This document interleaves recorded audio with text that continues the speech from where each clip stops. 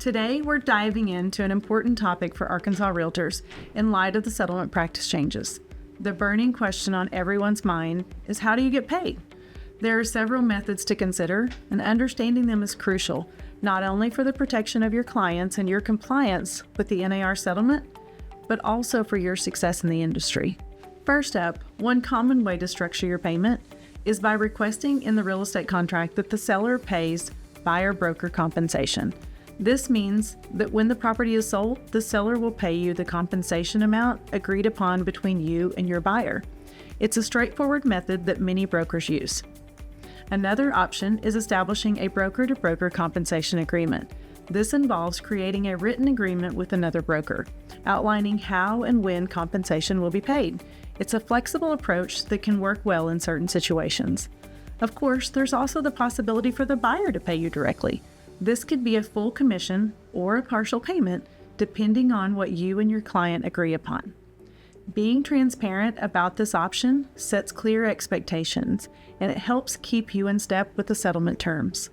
Lastly, you can combine any of these methods. Flexibility is key, and tailoring the payment structure to fit the needs of your clients can lead to a smoother transaction.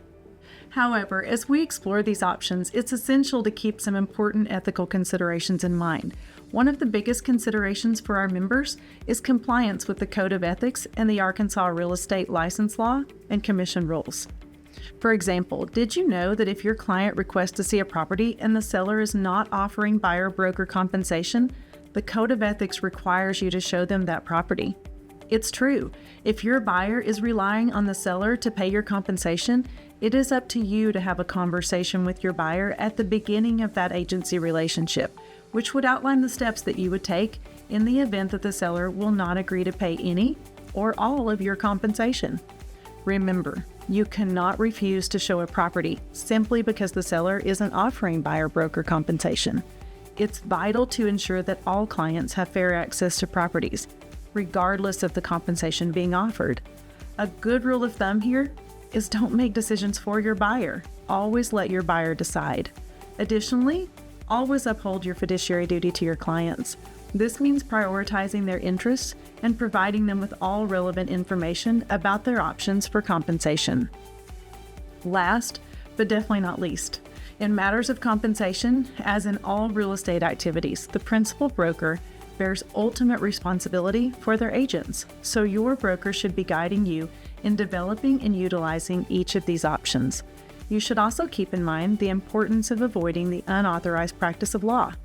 An excellent way to do this is by relying on the forms and the contracts provided by the Arkansas Realtors Association.